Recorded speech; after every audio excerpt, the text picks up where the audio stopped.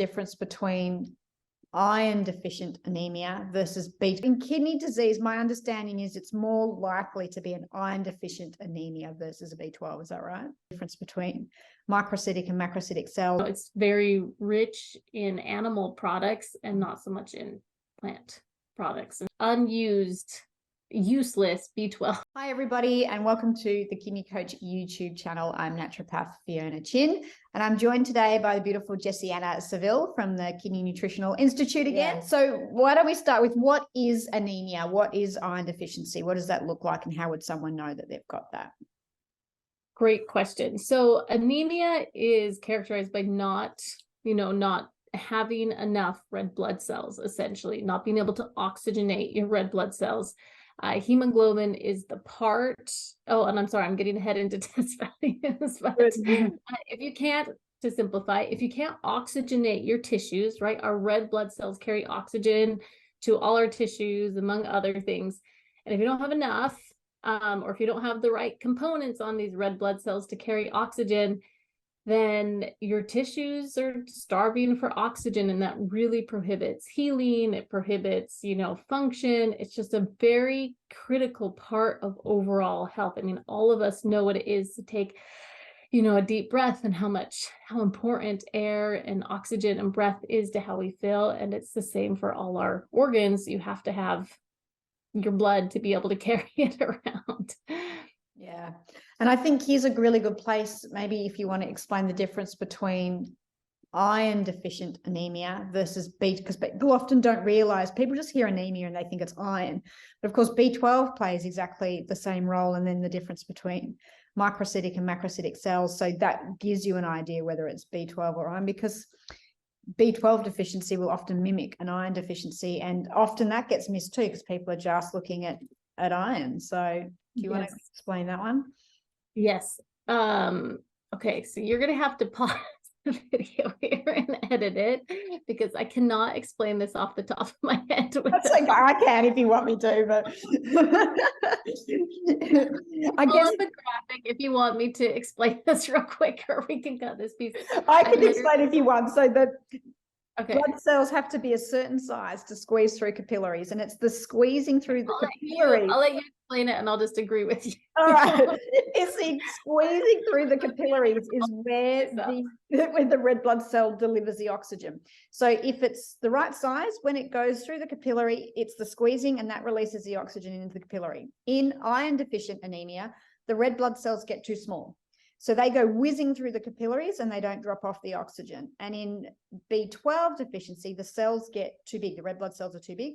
They fold in half to squeeze through the capillaries, and the folding in half, they're covering the oxygen. So as it goes through, it can't deliver it. So red blood cells are oxygen carriers. It's the squeezing mechanism through the capillaries that releases the oxygen. In iron deficiency, the red blood cells get too small.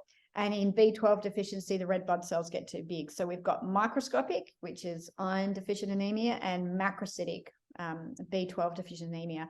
And really, on it's on a full blood examination, they'll make a comment, cells appear microcytic, cells appear macrocytic, and it's under all the hemoglobin readings. They'll have total hemoglobin concentration and all of it. And those are where you can tell whether it's B12 or iron. And then, of course, if you're a really good doctor or a physician, you're asking for B12 as well, just to make sure that that's not the case. But in kidney disease, my understanding is it's more likely to be an iron deficient anemia versus a B12. Is that right?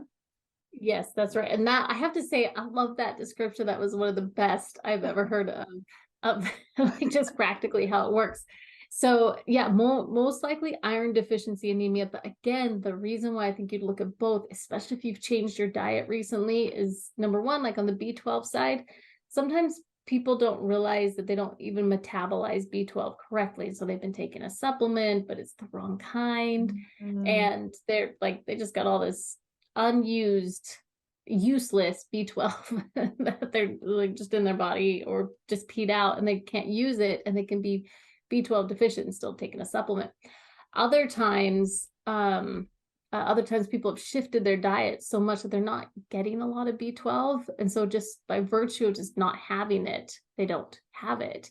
It's very rich in animal products and not so much in plant products. And so B12 is definitely one I think is a good idea to keep on your radar, especially if you've changed your diet.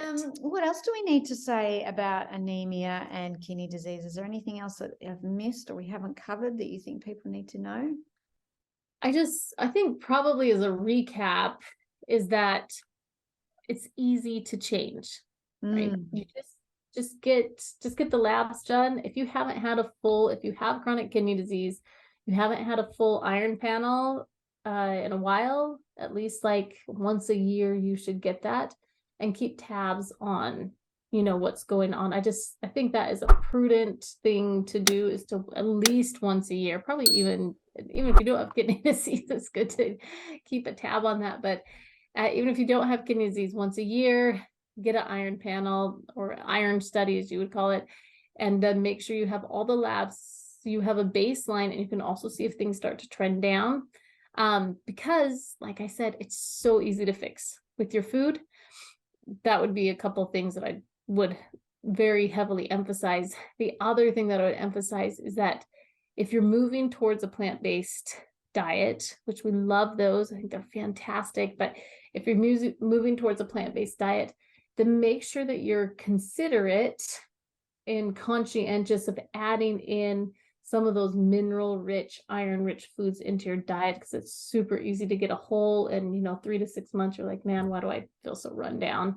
But you can just put it in your diet. Sesame seeds, some of the nuts, the pepitas, the snow peas, all those things can really add those minerals into your diet without having a lot of meat.